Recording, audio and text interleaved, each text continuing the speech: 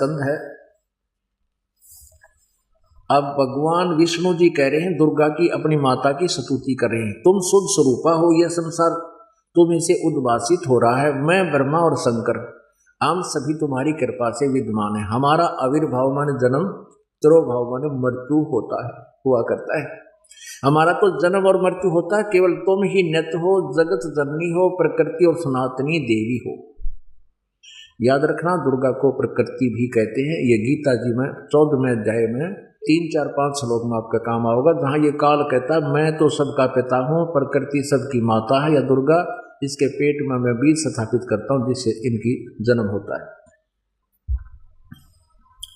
अब शंकर भगवान बोले देवी यदि महाभाग विष्णु तुम्ही से प्रकट हुए हैं तो उनके बाद उत्पन्न होने वाले ब्रह्मा भी तुम्हारे ही बालक हुए, फिर मैं तमोगुणी लीला करने वाला शंकर क्या तुम्हारी संतान नहीं हुआ? अर्थात मुझे भी जन्म देने वाली, उत्पन्न करने वाली तुम ही हो।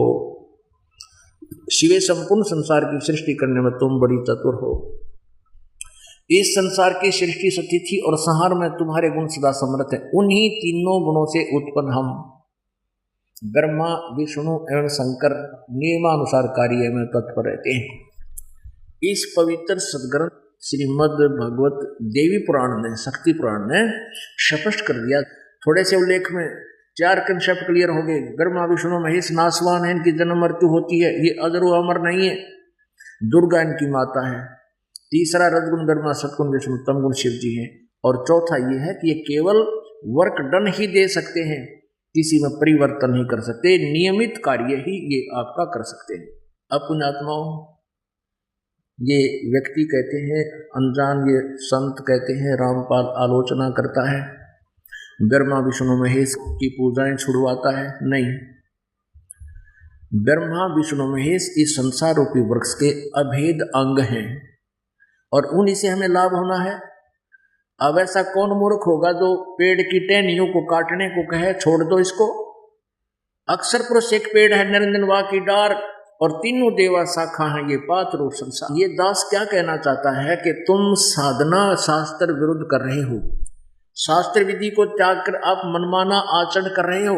श्रीमद् भगवत गीता जी अध्याय नंबर 16 के श्लोक 23 में कहा कि शास्त्र विधि को त्याग कर जो मनमाना आचरण करते हैं, मनमानी पूजाएं करते हैं, साधनाएं करते हैं, उनको न तो कोई सुख होता है, न उनकी गति होती है, न उनको कोई सिद्धि प्राप्त होती है, अर्थात यूजलेस, व्यर्थ।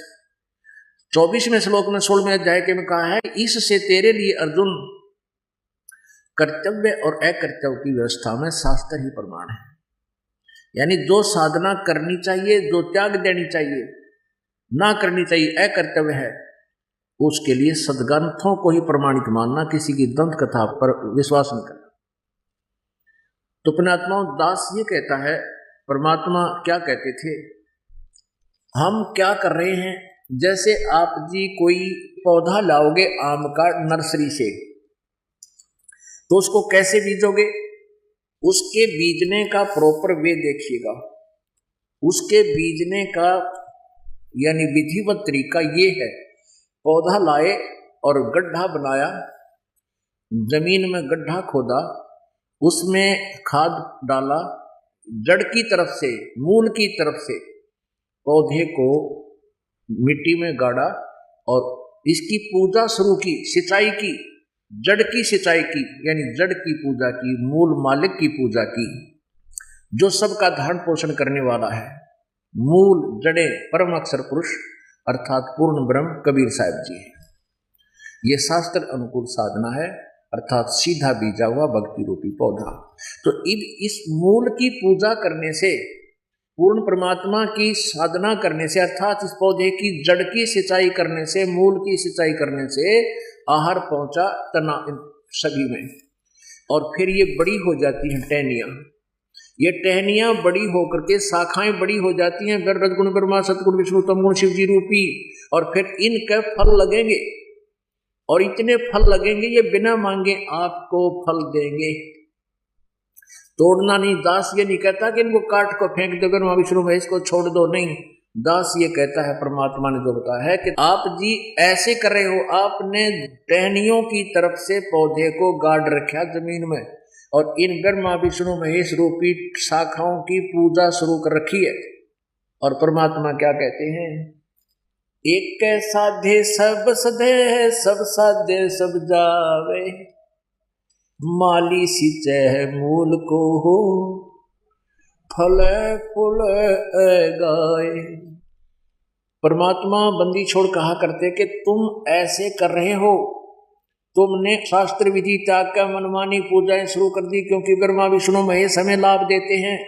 हमने ये सोच करके इन्हीं की पूजा, इन्हीं को जमीन में गाड़ लिया और मूल मालिक की पूजा छोड़ दी। हमारी भक्ति रूपी पौधा नष्ट हो गया, हम निर्धन हो गए, भक्तिहीन हो गए।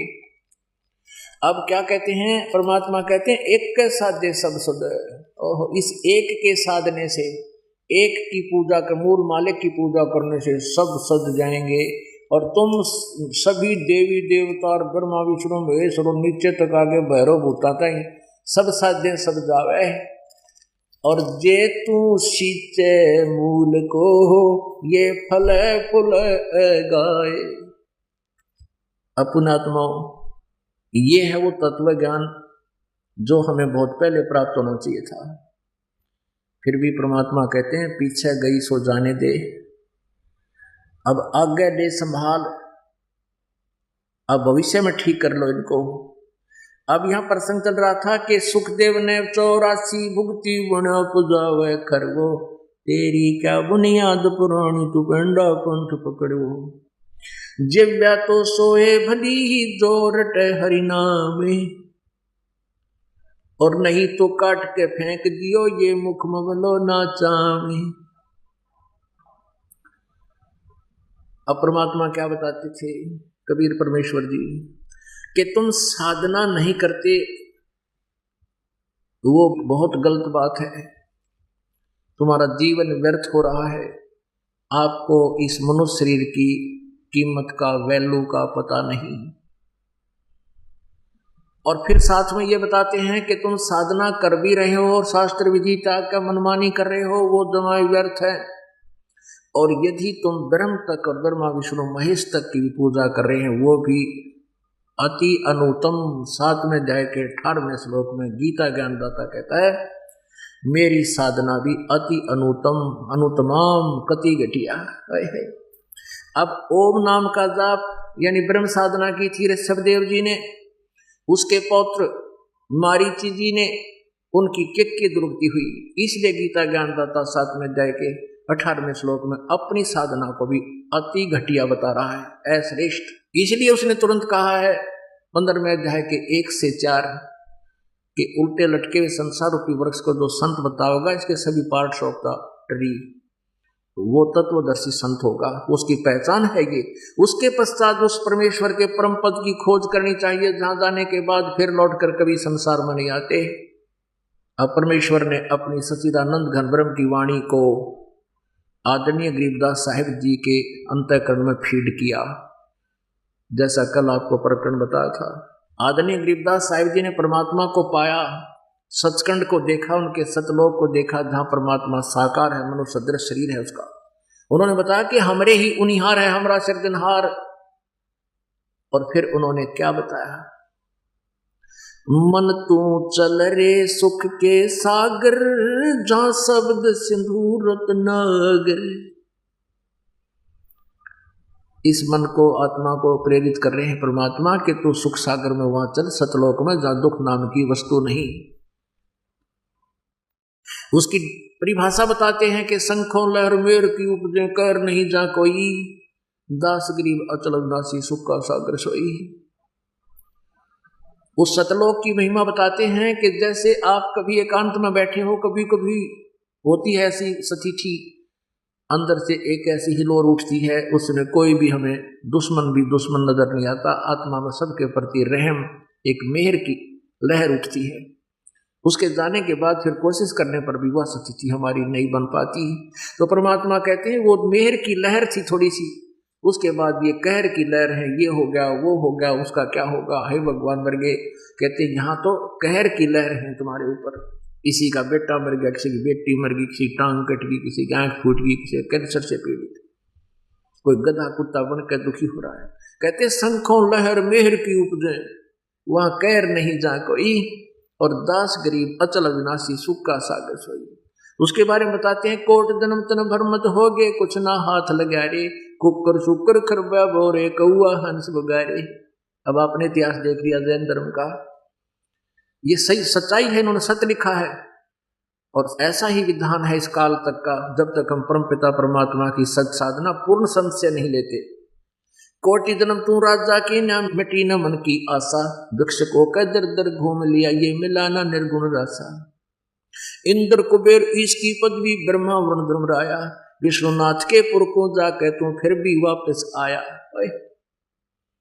अब ब्रह्मा विष्णु महेश भी नासवान, और वहां तक गए हुए तो पता नहीं कितनी बार तुम जन्म मृत्यु को प्राप्त हो लिए।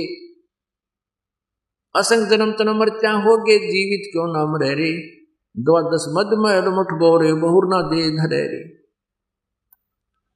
दो जक भ्रष्ट सभी ते देखे, राजपाट के रसिया, तीन लोग से तरपत नाही, ये मन भोगी खसिया। जैसे आपने देखा महावीर जैन जी का स्वर्ग भी गए हैं, और उसमें देवता भी बने, और फिर गधे कुत्ते सुअर भी बने, और नरक भी गए। दोजक नरक बहिष्ट स्वर्ग, दोजक बहिष्ट सभी ते देखे, राजपाट के रसिया, तीन लोग से भी तरपत नाही, ये मन भोगी खसिया। इस मन की इतनी जो ना गलत वृत्ति है, इतनी गंदी वृत्ति है, इसका कोई संतुष्टि नहीं है। एक व्यक्ति के पास मान लीजिए एक प्लाट है, तो उसकी चेष्टा होती है मकान बना लूं, ये भगवान एक कमरा रसोई बन जा, बाथरूम लैट्रिन बन जा, वो बन जाती है, तो फिर सोचता है एक प्लाट और ले लूं, एक बेटा और है, उसकी व्यवस्था करता है, वो भी हो जाती है, फिर सोचता है भगवान ये भी मकान बन जावे, और फिर उसके लिए संघर्ष शुरू हो जाता है, भगवान की भक्ति करता नहीं, इतने मृत्यु हो जाती है, और फिर पशु योनि को प्राप्त हो जाता है। ये है, कहते हैं जैसे कोई सरपंच बन गया, उसकी चेष्टा होती है चेयरमैन बनूं, चेयरमैन बन गया तो इन्होंने सोचा कि एमएलए बनूं, एमएलए बन जाता तो ये सोचा मैं मंत्री बनूं, मंत्री बन जाता सोचा मुख्यमंत्री बनूं, मुख्यमंत्री बन जाता इन्होंने सोचा प्रधानमंत्री बनूं। जब बात बने इतने, तब तक उसकी मृत्यु हो जा, फिर गधा मंत्री बना पाओ। परमात्मा कहते हैं जो करना काम था वो तो कराया कोई नहीं, बकवादा में सारा जीवन खो दिया। कहते हैं दो जग भी सभी ते देखे, राजपाट के रसिया, तीन लोग से तरपत नाही, ये मन भोगी खसिया। ये तुम्हें यहाँ फंसाए रखता इस आशाओं में, ये बन जाऊं वो बन जाऊं। फिर कहते हैं सतगुर मिले तो इच्छा मेटे, पद मिल पदे समान, चल हंसा उस लोक पठाऊं, जो आदि अमर अस्थान। परमात्मा कहते हैं चल उस सतलोक में ले चलो। गरीबदास साहिब जी कहते हैं चलो उस लोक में। सतगुरु मिले तो इच्छा मिटे, परम संत मिले तो यहाँ की सब साधनाएं से जो तुम लाभ प्राप्त करे उससे हटावे तुम्हारा मन। और सतगुरु मिले तो इच्छा मिटे, पद मिल पदे समाना। पद, यहाँ पद मिल पदे समाना, पद माने पद्धति, वे ऑफ वर्शिप, सच साधना प्राप्त करवा के उस परम पद को प्राप्त करवाएगा, जहां जाने के बाद फिर लौट कर कभी संसार में नहीं आते। सतगुरु मिले तो इच्छा मिटे, पद मिल पदे समाना, चल हंसा उस लोक पठाऊं, जो आदि अमर अस्थाना, जो शाश्वत स्थान है। गीता ज्ञानदाता ने ये कहा कि तत्वदर्शी संत के पास जाओ, मेरे पास नहीं है वो खजाना। और यहाँ तत्वदर्शी संत बता रहे हैं चल हंसा उस लोक पठाऊं, जो आद अमर अस्थाना। क्या सुख है, चार मुक्ति जहां चंपी करती माया होरी दासी। यहाँ की केवल मुक्ति, केवल ज्ञान ऋषभ देव को प्राप्त हुआ। वो कैसे उसकी दुर्गति हो रही है, अभी तक उसकी क्या हालत है, आपने सदग्रंथों में देख लिया।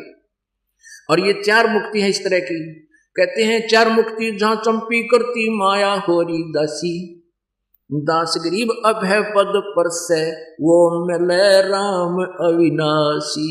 बोलो सतगुरुदेव। परम पिता परमात्मा पूर्ण ब्रह्म सर्व सृष्टि रचनहार, हम सभी आत्माओं के जनक, हमारे परम पिता वो परम अक्षर ब्रह्म हम सभी के हितैषी हैं। उन्हीं की कृपा से आप जी सत्संग सुन रहे हैं। पुण्यात्माओं, इस विश्व में सत्संग नहीं है।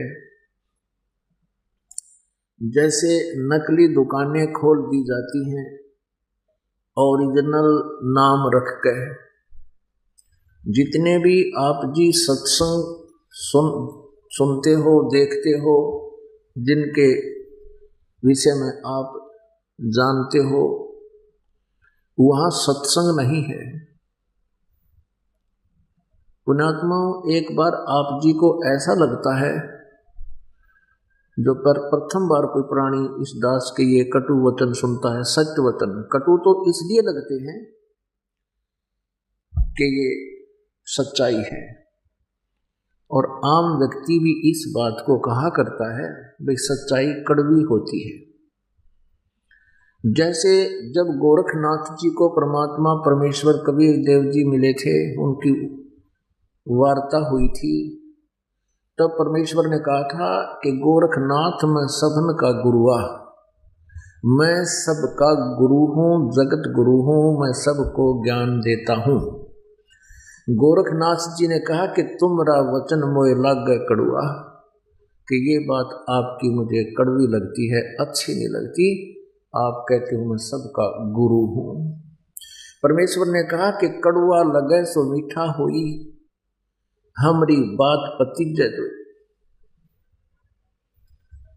फिर गोरखनाथ जी ने अपनी सिद्धि दिखाई थी, परमात्मा ने उसकी सिद्धि को समाप्त कर दिया था, क्योंकि परमेश्वर के सामने ये खिलौने वाला खेल नहीं चलता। तब गोरखनाथ जी ने चरण पकड़ लिए थे उस परम पिता परमेश्वर की, और सच्चाई को स्वीकार कर लिया था। तो पुण्यात्माओं, ये दास जो प्रथम बार ये सुनता है, कोई ये कहता है कि किसी के पास सत्संग नहीं है, ब्रह्मा विष्णु महेश भी अज्ञानी हैं, इनको आध्यात्मिक ज्ञान नहीं है, ये जितने भी ऋषि महर्षि हुए हैं सतयुग से लेकर आज तक, ये सभी वेद ज्ञानहीन थे, अज्ञानी थे। अब ये बातें मानव समाज के गले उतारना ये आसान बात नहीं, लेकिन बहुत आसान हो गया है। आसान किसने बना दिया? परमेश्वर कबीर देव जी के उन वचनों ने बना दिया। इस काल से कहा था, काल ने परमात्मा से प्रार्थना की थी कि 4 युगों में जीव थोड़े ले जाना, चौथा युग जब कलयुग आवे, तब तब शरण जीव बहु जावे, ऐसा वचन हर मोय दीजे, तब तुम गमन संसार ही कीजिए। परमात्मा ने तथास्तु कह दिया था। फिर जब तथास्तु कह दिया परमेश्वर ने, तब काल ने कहा था कि आप कलयुग में कितने जीव ले जाना, ये छूट दे दी। फिर काल ने कहा था कि कलयुग में मेरे दूत जाएंगे संत बनकर और पूरे विश्व को भ्रमित कर देंगे, सचखंड और सतलोक का ज्ञान बताकर नकली ज्ञान देंगे, झूठे ज्ञान, झूठा ही नाम, और सभी को अपने साथ लगा लेंगे, और बाद में आपका अंश जाएगा। कबीर परमात्मा से कहा था कि बाद में आपका दास जाएगा, तब कोई भी आपके दास की बात नहीं सुनेगा, क्योंकि मैंने सभी को कोई तीर्थ पे, कोई मूर्त पे, कोई मंदिर में, कोई मस्जिद में, कोई गुरुद्वारे में या इन नकली संतों के साथ फिट कर दूंगा। तब परमेश्वर ने कहा था कि कलयुग में मैं अपने हंसों को अपने हिसाब से निकाल लूंगा, तू अपना काम कर, मैं अपना करूंगा। तो इस कलयुग में परमेश्वर ने यह पिछली पीढ़ी के लिए खेल खेला था। धर्मदास तो लाख दुहाई, ये सार शब्द कहीं बार ना गाई, सार शब्द बार जो पढ़ी, बिचली पीढ़ी हंस नहीं तरही। फिर दूसरी बार कहा कि धर्मदास तो लाख दुहाई। एक धर्मदास नाम की अच्छी आत्मा थी, श्रेष्ठ आत्मा, जिनको परमात्मा अपने विधान अनुसार मिले थे। कहा था धर्मदास तो लाख दुहाई, ये मूल ज्ञान की तबार ना जाई। तत्व ज्ञान, मूल ज्ञान, तत्व ज्ञान, ये तत्व ज्ञान बाहर जो पढ़ी तो बिचली पीढ़ी हंस नहीं तरही, और इस मूल ज्ञान को तब तक छुपाई जब तक ये सब पंथ ना मिट जाए। तो पुण्यात्माओं, परमात्मा ने आदेश दे दिया था अपनी प्यारी आत्माओं को कि इस तत्व ज्ञान को और इस सार शब्द को अभी सार्वजनिक नहीं करना। आप किसी भी संत पंथ से, जो नकली संत है पंथ हैं और सतलोक सचखंड के ठेका ले रखा है इन्होंने, ये राधा स्वामी पंथ इसी की ब्रांच हैं, जय गुरुदेव पंथ, ये सच्चा सौदा सिरसा जगमाल वाली, दिल्ली में कृपाल सिंह आश्रम वाले, ठाकुर सिंह वाले, ये ताराचंद जनोद भिवानी वाले, ये सारे एक कुआं का पानी है, सारे नकली नाम, इनका झूठा ज्ञान। तो ये सभी बात तो बनाते हैं सतलोक के ज्ञान को, ना कख भी इनको कैख भी याद नहीं, आध्यात्मिक ज्ञान का इनको कैख भी याद नहीं। तो परमेश्वर ने कहा था कि इस मूल ज्ञान को छुपा के रखना। अब किसी से पूछ ले कि परमात्मा कैसा है, कहेंगे परमात्मा तो निराकार है, सचखंड में परमात्मा की क्या स्थिति है, वहां तो प्रकाश ही प्रकाश है, चेतन ही चेतन है, और आत्मा परमात्मा में सचखंड में ऐसे समा जाती है जैसे बूंद समुद्र में, और परमात्मा सचखंड में सतलोक में निराकार है। अब ये कोई ज्ञान हुआ इनका। अब कोई कहे कि तुम समुद्र में डूब कर मर जाओ, चलो तुम्हें डुबोता हूं, करो चार, कितने कहोगे? कोई बात हुई या? वहां भगवान है नहीं, परमात्मा निराकार है। हम भटक रहे भगवान के लिए, परमात्मा मिले उसके दर्शन करें, अपना दुख रोआ सीने से लगावे हमारे को, हमारे दुखों का हरण करे, और परमात्मा है ही नहीं तो हम के टिंडे लाएंगे उस सतलोक में। तो पुण्यात्माओं हमें मूर्ख बना रखा था नकली संतों ने, ये काल के दूत हैं। अब प्रसंग चला है कि कोई भी तत्व ज्ञान से परिचित नहीं, इवन ब्रह्मा जी, विष्णु जी, शिव जी। बताओ, अब यही परिचित नहीं है तो फिर बाकियों का तो बुद्धिमान को कहते हैं संकेत ही बहुत होता है। अब थोड़ा सा कंसेप्ट ये क्लियर करके फिर आज का सत्संग कि परमात्मा कैसा है, वो कहाँ प्रमाण है, वो दिखाते हैं।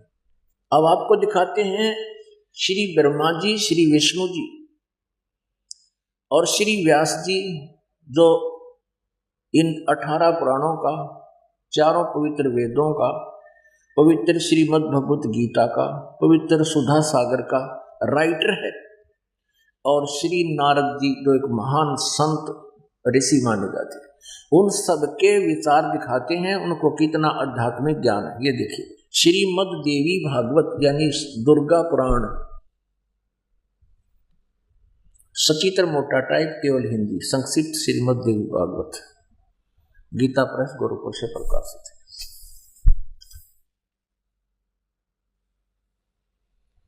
संपादक हनुमान प्रसाद पोदार, चिमनलाल गोस्वामी। प्रकाशक एवं मुद्रक हैं गीता प्रेस गोरखपुर, गोविंद भवन कार्यालय कोलकाता का संस्थान। इसके 28-29 पृष्ठ पर हम पढ़ते हैं। ये पहला सकंद संक्षिप्त देवी भागवत 28 पृष्ठ। ये है नारद जी और व्यास जी का संवाद। नारद जी ने कहा, महाभाग व्यास जी, तुम इस विषय में जो पूछ रहे हो ठीक यही प्रश्न मेरे पिताजी ने भगवान श्री हरि से किया था। देवा अधिदेव भगवान जगत के स्वामी हैं, लक्ष्मी जी उनकी सेवा में उपस्थित रहती हैं, दीप कौष्टमणि उनकी शोभा बढ़ाती है, वे शंख चक्र गदा लिए रहते हैं, पीतंबर धारण करते हैं, 4 भुजाएं, वे चराचर जगत के आश्रय दाता हैं। जगत गुरु विष्णु जी को ये जगत गुरु कह रहे हैं, एवं देवताओं के भी देवता हैं, यानी सब भगवानों के भगवान हैं। ये विचार दे रहा नारद जी और व्यास जी सुन रहे हैं। ऐसे जगत प्रभु श्री हरि महान तप कर रहे थे, उनकी समाधि लगी थी। यह देखकर मेरे पिता ब्रह्मा जी को बड़ा आश्चर्य हुआ।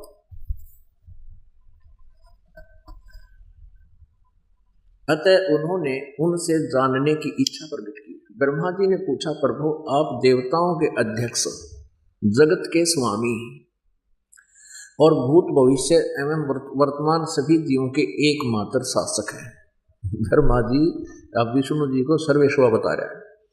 भगवान फिर आप क्यों तपस्या कर रहे हैं और किस देवता की आराधना में ध्यान मगन है?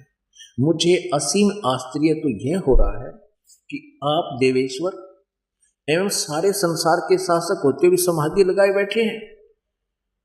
अब ब्रह्मा जी के विनीत वचन सुनकर भगवान श्री हरि यानी विष्णु जी उनसे कहने लगे, ब्रह्मन सावधान होकर सुनो, मैं अपने मन का विचार व्यक्त करता हूँ। देवता दानव मानव सब यही जानते हैं कि तुम सृष्टि करते हो, मैं पालन करता हूँ और संकर संहार किया करते हैं, किंतु फिर भी वेद के पारगामी पुरुष अपनी युक्ति से सिद्ध करते हैं कि रचने पालने और संहार करने की यह योग्यता जो हमें मिली है, इसकी अधिष्ठात्री शक्ति देवी है, दुर्गा है। वे कहते हैं कि शंकर की सृष्टि संसार की सृष्टि करने के लिए तुम्हें राजसी शक्ति का संचार हुआ, तुम में ब्रह्मा रजगुण है, ये भी सिद्ध हो रहा है, और मुझ में सात्विक शक्ति मिली है, विष्णु जी सतगुण है, और रुद्र में तामसी शक्ति का आविर्भाव हुआ है। सुवर्त प्रत्यक्ष और परोक्ष दोनों उदाहरण मैं तुम्हारे सामने रखता हूँ, सुनो। यह निश्चित है कि उस शक्ति के अधीन होकर ही मैं इस शेष नाग की सैया पर सोता और सृष्टि करने का अवसर आते ही जाग जाता हूँ। मैं सदा तप करने में लगा रहता हूँ। विष्णु जी कह रहे हैं, उस शक्ति के शासन से कभी मुक्त नहीं रह सकता। कभी अवसर मिला तो लक्ष्मी के साथ सुखपूर्वक समय बिताने का सौभाग्य प्राप्त होता है। मैं कभी तो दानव यानी राक्षसों के साथ युद्ध करता हूँ।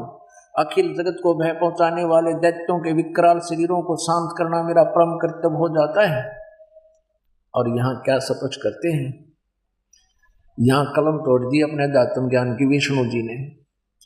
मुझे सब प्रकार से शक्ति के अधीन होकर रहना पड़ता है, दुर्गा के। उन्हीं भगवती शक्ति का मैं निरंतर ध्यान किया करता हूँ, दुर्गा का। ब्रह्मा जी, मेरी जानकारी में यानी मेरे आध्यात्मिक ज्ञान में जितना मुझे ज्ञान है, उस जानकारी में इन भगवती शक्ति से यानी दुर्गा से बढ़कर कोई देवता नहीं, दूसरा कोई भगवान नहीं।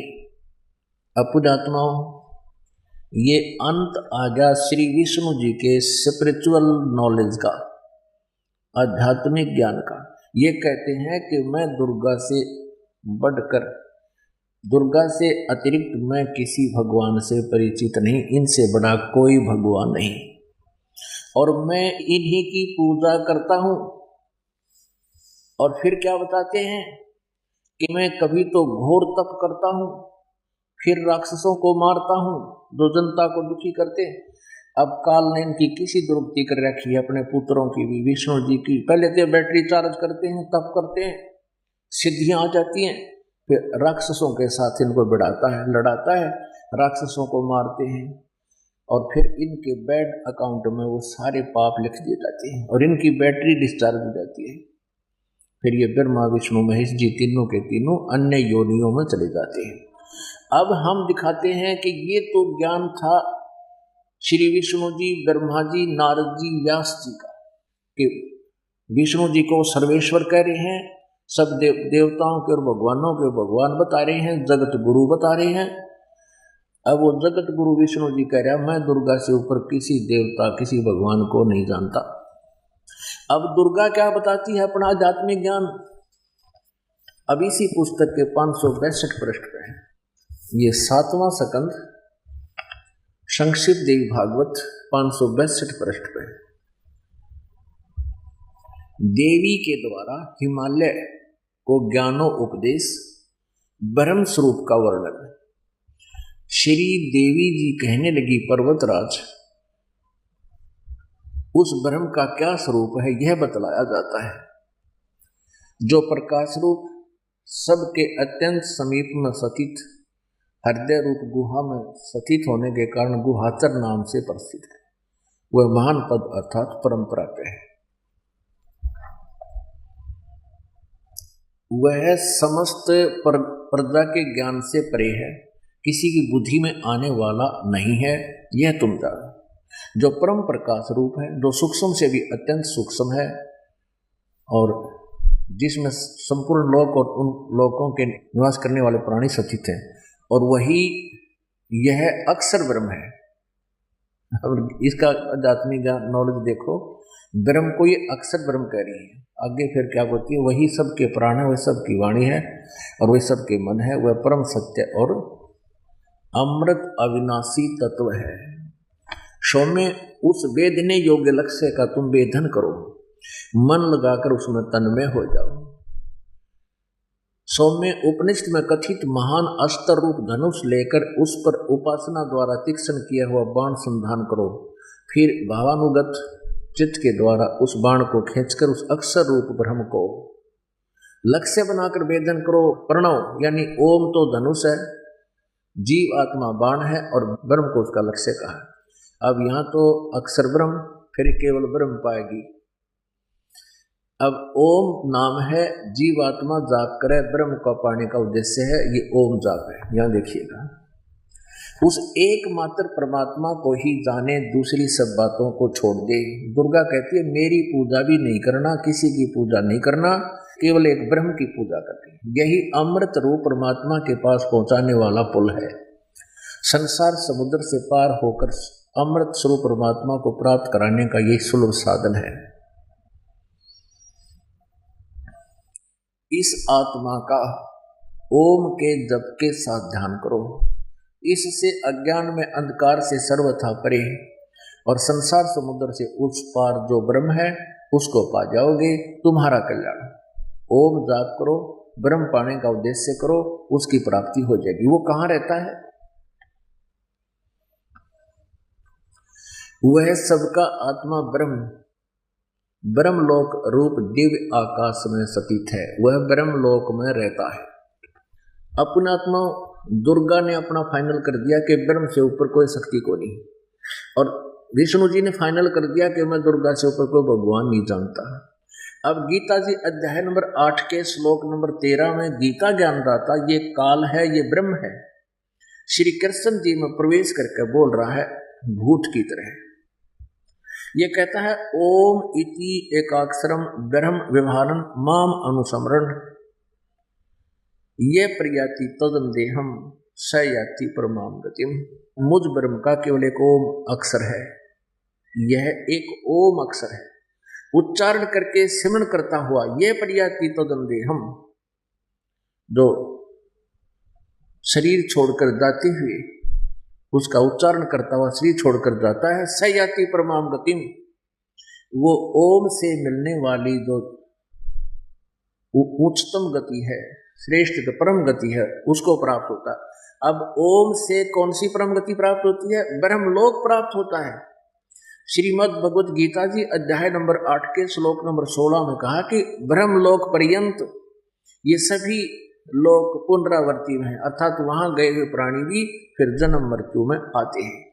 गीता जी अध्याय नंबर 4 के श्लोक नंबर 5 और 9 में, अध्याय नंबर 2 के श्लोक नंबर 12 में, अध्याय नंबर 10 के श्लोक नंबर 2 में गीता ज्ञानदाता कहता है अर्जुन तेरे और मेरे बहुत जन्म हो चुके, तू नहीं जानता, मैं जानता हूं। पहले भी जन्म हुए, आगे भी होंगे। इससे सिद्ध है कि ब्रह्म भी नाशवान है। इसलिए इसने गीता जी अध्याय नंबर 18 के श्लोक नंबर 62 में कहा कि अर्जुन तू सर्वभाव से उस परमेश्वर की शरण में जा, उसकी कृपा से ही तू परम शांति को और सनातन परम धाम यानी सतलोक को प्राप्त होगा। गीता जी अध्याय नंबर 15 के श्लोक नंबर 1 से 4 में स्पष्ट किया है कि ऊपर को जड़ वाला, नीचे को तीनों गुण रूपी शाखा वाला। ऊपर को जड़ तो पूर्ण परमेश्वर है, सतपुरुष परम अक्षर ब्रह्म है, और नीचे को तना अक्षर पुरुष है, डार फिर सर पुरुष है, और तीनों शाखा रजगुण ब्रह्मा सतगुण विष्णु तम गुण शिव जी, तीनों देवा शाखा और पात रूप संसार। इस उल्टे लटके हुए संसार रूपी वृक्ष को जो संत बता देगा, इसके सारे पार्ट्स ऑफ द ट्री, वृक्ष के सभी भागों को बता देगा कि तना कौन प्रभु है, इसकी डार कौन प्रभु है फॉर एग्जाम्पल, और शाखा कौन है, पत्ते कौन है, जड़ कौन प्रभु है, सवेदविद वो तत्वदर्शी संत है। तत्वदर्शी संत से पूछो उस परमात्म तत्व के बारे में। गीता जी अध्याय नंबर 4 के श्लोक नंबर 34 में कहा कि उस ज्ञान को जो परमेश्वर ने स्वयं आकर के उस अपने द्वारा रची हुई सृष्टि और ज्ञान दिया हुआ है, चौथे अध्याय के 32वें श्लोक में गीता जी ने कहा है, वो सच्चिदानंद घन ब्रह्म की ब्रह्म मुखे सच्चिदानंद घन ब्रह्म की वाणी में विस्तार से कहा गया है, वो तत्व ज्ञान है। चौथे अध्याय के 34वें श्लोक में कहा कि उस तत्व ज्ञान को तू तत्वदर्शी संतों के पास जाकर समझ, उनको दंडवत प्रणाम करने से वो तत्वदर्शी संत तुझे उस परमात्म तत्व का ज्ञान बताएंगे। तो इसमें स्पष्ट क्या कि उसके पश्चात 15वें अध्याय के 1 से लेकर 4 में कहा कि जब तत्वदर्शी संत मिल जाए उसके पश्चात इस उलझे हुए ज्ञान को असंख्य शस्त्र यानी तत्व ज्ञान रूपी शस्त्र के द्वारा छितवा माने काट कर इसको समझ कर फिर गीता जी अध्याय नंबर 15 के श्लोक नंबर 4 में कहा है कि उसके पश्चात परमेश्वर के उस परम पद की खोज करनी चाहिए जहां जाने के बाद साधक कभी लौटकर फिर संसार में नहीं आते, अर्थात उनकी फिर कभी जन्म मृत्यु नहीं होती। और जिस परमेश्वर ने सारे ब्रह्मांडों की रचना की है उसी की पूजा करो। उसकी पूजा का विधान बताया है 17वें अध्याय के 23वें श्लोक में संकेत किया है कि ओम तत्सत इति निर्देश है ब्रह्मणे त्रिविध समर्थ। ब्रह्मणे माने सच्चिदानंद घन ब्रह्म, उस परम अक्षर ब्रह्म की पूजा का, उसके पाने का ओम तत्सत इस केवल इस 3 मंत्र के जाप का निर्देश है। इसकी साधना भी 3 प्रकार से ही होती है, नथिंग एल्स। निर्देश माने फाइनल फैसला, अग्रम मग्रम नहीं। अब ओम तो ये सीधा ब्रह्म का सरपुरुष का, गीता जी अध्याय नंबर 15 के श्लोक नंबर 16 और 17 में 3 प्रभु हैं, पुरुष हैं, एक सरपुरुष एक अक्षर पुरुष। इनसे न्यारा 17वें श्लोक में कहा कि उत्तम पुरुष है तू अन्य परमात्मा इति उदाहरते, वो परम अक्षर ब्रह्म है। यह लोक धर्म अविश्य विवर्ती अवैश्वर है, जो संसार रूपी वृक्ष का जो जड़ रूप है, सब जो मूल है। गीता जी अध्याय नंबर 8 के श्लोक नंबर 1 में अर्जुन ने पूछा, हे प्रभु आपने 7वें अध्याय के 29वें श्लोक में जिस तत्ब्रह्म के बारे में कहा है कि उस तत्ब्रह्म को जानकर जो जरा और मरण से छूटने का प्रयत्न करते हैं, जो बुढ़ापे और मृत्यु से सदा के लिए छुटकारा पाने का प्रयत्न कर रहे हैं, वो उस तत्ब्रह्म से परिचित हैं, सारे अध्यात्म ज्ञान से परिचित हैं और वो सब कर्मों से परिचित हैं। तब अर्जुन ने 8वें अध्याय के प्रथम मंत्र में पूछा, फिर किम तत्ब्रह्म। 8वें अध्याय के 3रे श्लोक में गीता ज्ञानदाता ने कहा वो परम अक्षर ब्रह्म है। सरपुरुष सरब्रह्म कहो चाहे सरपुरुष कहो, अक्षर पुरुष कहो चाहे अक्षर ब्रह्म कहो, परम अक्षर पुरुष कहो चाहे परम अक्षर ब्रह्म कहो, वो परम अक्षर ब्रह्म। तो गीता जी अध्याय नंबर 15 के श्लोक नंबर 17 में उस परम अक्षर ब्रह्म की तरफ संकेत है। उत्तम पुरुष है तू अन्य परमात्मा इति उदाहरते, और ये लोक धर्म अविश्य विवर्ती अवैश्वर है। वो परम अक्षर ब्रह्म है जो वास्तव में अविनाशी है, परमेश्वर है और सबका धारण पोषण करने वाला है, वो श्रेष्ठ प्रभु है। अब ये क्लियर हो गया कि ना ब्रह्मा जी को ज्ञान, ना विष्णु जी को, ना शिव जी को, क्योंकि शिव जी को तो अंडरस्टूड है, उन्होंने ज्ञान ही ब्रह्मा जी से विष्णु जी से प्राप्त हुआ। अब अन्ना दुर्गा को अब ब्रह्म को भी कंप्लीट ज्ञान नहीं है, वो भी ऑप्शन छोड़ रहा है कि मुझे उस परमात्मा की वे ऑफ वर्शिप का ज्ञान नहीं, तत्वदर्शी संतों से पूछो। परमात्मा ने अपनी सच्चिदानंद घन ब्रह्म की वाणी में कहा कि 3 लोक और भवन चतुर्दश कोई नहीं सत्संगी। 3 लोक और भवन चतुर्दश में कोई भी सत्संगी नहीं है, सच्चे ज्ञान से परिचित नहीं है, तत्व ज्ञान से परिचित नहीं। अब आपको दिखाते हैं सतयुग के ब्राह्मणों की क्या स्थिति थी, अपने सदग्रंथ ही बताते हैं, दास नहीं बता रहा। क्योंकि जिन सदग्रंथों को हम सत्य मानते हैं, आज उन्हीं सदग्रंथों को हम स्वयं पढ़ रहे हैं, और ये अज्ञानी हमारे गुरु थे नकली, ये इन सदग्रंथों के गूढ़ रहस्य को नहीं समझ सके, इन्होंने हमारे को लोकवेद सुना रखे, दंत कथा। सदग्रंथों की सच्चाई हमें नहीं बता पाई, क्योंकि उसका कारण बताया है परमेश्वर कबीर देव जी ने, गुरु बिन वेद पढ़े जो प्राणी, समझे न सार रहे अज्ञानी। गुरु बिन काहू न पाया ज्ञान, जो थोथा बूस छड़े मूड किसाना। ये थोथा बूस छड़े थे, ये ऐसा प्रयत्न था इनका, सदग्रंथों को समझा नहीं और व्यर्थ प्रयत्न कर और करवा रहे थे। गुरु बिन काहू न पाया ज्ञाना, जो थोथा वो छड़े किस मूड किसाना। गुरु बिन वेद पढ़े जो प्राणी, समझे ना सार रहे अज्ञानी। आज तक ये वेदों को नहीं समझ सके। वेदों में कहीं भी दुर्गा की पूजा का प्रावधान नहीं है, केवल एक ब्रह्म की पूजा। ब्रह्म के बाद फिर ब्रह्म कहता है कि उस परम अक्षर ब्रह्म की पूजा करनी चाहिए जिससे पूर्ण मोक्ष होगा। अब देखिएगा, यही देवी भागवत गीता प्रेस गोरखपुर से प्रकाशित है। इसके 414 पृष्ठ पर दिखाते हैं सतयुग के ब्राह्मणों की क्या स्थिति थी। ये छठा स्कंध संक्षिप्त देवी भागवत 414 पृष्ठ। जन्मे जय ने पूछा, महाभाग इस युग में कैसा धर्म का स्वरूप है, इस संपूर्ण विषय को विशेष रूप से बताने की कृपा कीजिए। व्यास जी बोले, राजन, यह निश्चय है कि सतयुग में ब्राह्मण वेद के पूर्ण विद्वान थे और उनके द्वारा निरंतर भगवती जगदम्बा की आराधना होती थी। हालिया और सतयुग के ब्राह्मण यानी महर्षियों का क्या कह रहा है व्यास जी के, राजन यह निश्चय है कि सतयुग में ब्राह्मण ये ऋषि महर्षि वेद के पूर्ण विद्वान थे और दुर्गा की पूजा करें। और दुर्गा ने कहा उनकी पूजा करो, सारी छोड़ दो, मेरी भी ना करो। भगवती के दर्शन करने के लिए उनका मन सदा ललायित रहता था। प्रत्येक गांव में शक्ति मंदिर का उद्घाटन हो, इस विषय की उनके मन में बड़ी उत्सुकता रहती थी। ये मंदिरा के लठी नंगडवा रखे सतयुग के नागरे प्रयत्नशील है, ये जिनकी कति आवश्यकता नहीं थी। अब यहां देखना, धर्म की यही स्थिति त्रेता में रही, परंतु कुछ ह्रास हो गया था। सतयुग की जो स्थिति थी वह द्वापर में विशेष रूप से कम हो गई। राजन, उन प्राचीन युगों में जो राक्षस समझे जाते थे वे कलयुग में ब्राह्मण माने जाते हैं। अब कलयुग वाला का तो कतिये उड़ा गया, क्योंकि अब के ब्राह्मण प्राय पाखंड करने में तत्पर रहते हैं।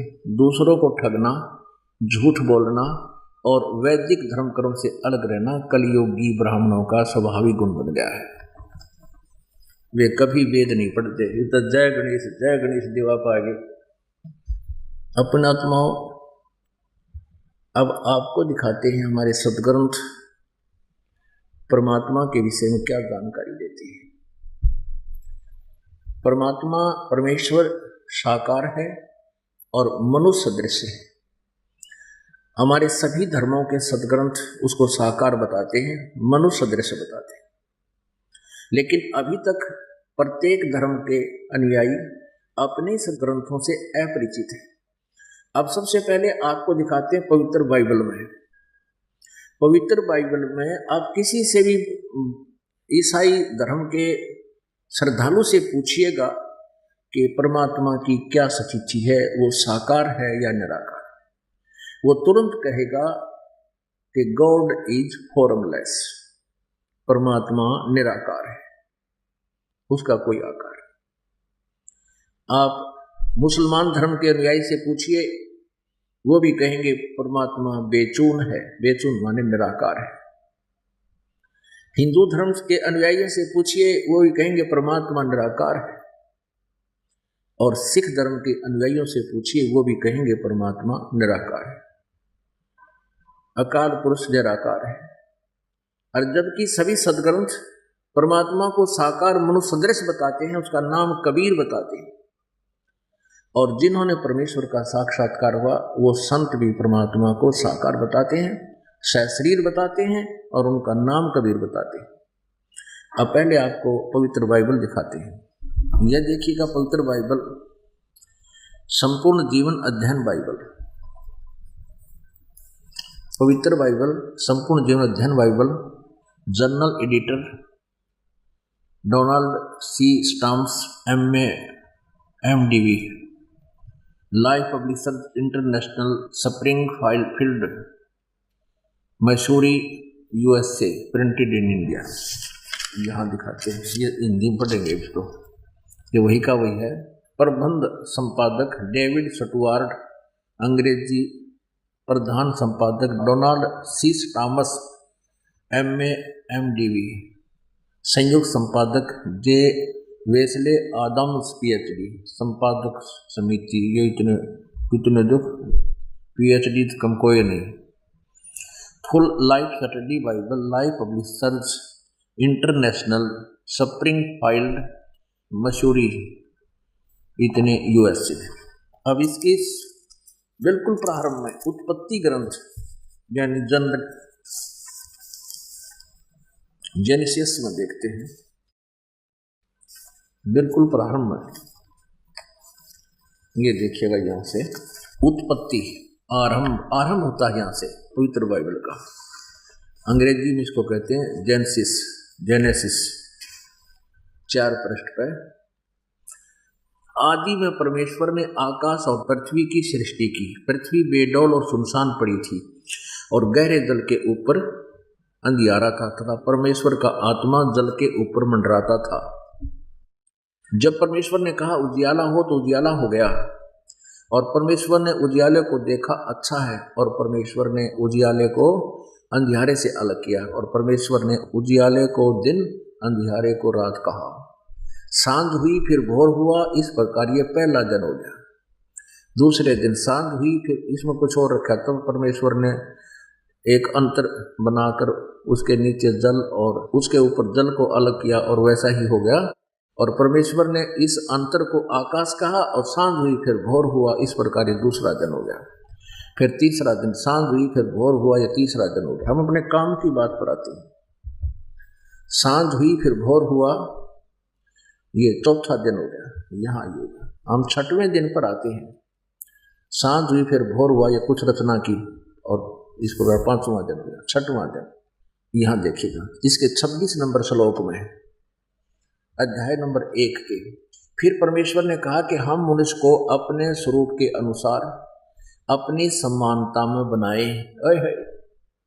फिर परमेश्वर ने कहा हम मनुष्य को अपने स्वरूप के अनुसार अपनी समानता में बनाएं, और वे समुद्र की मछलियों और आकाश के पक्षियों और घरेलू पशुओं और सारी पृथ्वी पर और सब रेंगने वाले जंतुओं पर जो पृथ्वी पर रेंगते हैं अधिकार रखें। यानी उनसे चतुर, शाना हो, समझदार हो, उनका कंट्रोलर बन सके। खाने के लिए नहीं कहा इसमें भगवान ने। तब परमेश्वर ने 27 नंबर श्लोक में, तब परमेश्वर ने मनुष्य को अपने स्वरूप के अनुसार उत्पन्न किया। अपने ही स्वरूप के अनुसार परमेश्वर ने उसको उत्पन्न किया, नर और नारी करके उसने मनुष्य की सृष्टि की। पुण्यात्माओं, अब परमेश्वर कहा करते, मोए सुन सुन आवे हंसी, देखो पानी में मीन पियासी। मोए सुन सुन आवे हंसी, देखो पानी में मीन पियासी। यानी सबके सदग्रंथों में खजाना भरा पड़ा है। ये जल में मीन पियासी, यानी वो प्यासे मर रहे हैं, यथार्थ ज्ञान से परिचित नहीं है। अब बता भगवान कैसा होगा? एक बालक ने पूछ लिया 6ठी कक्षा के, इसने पढ़ के बता दिया। परमात्मा भगवान परमेश्वर ने कहा मनुष्य को मैं अपने जैसे रूप का बनाऊंगा, और ऐसा ही कर दिया, नर नारी करके उसकी सृष्टि करती। बता फिर भगवान निराकार की तो हो गया।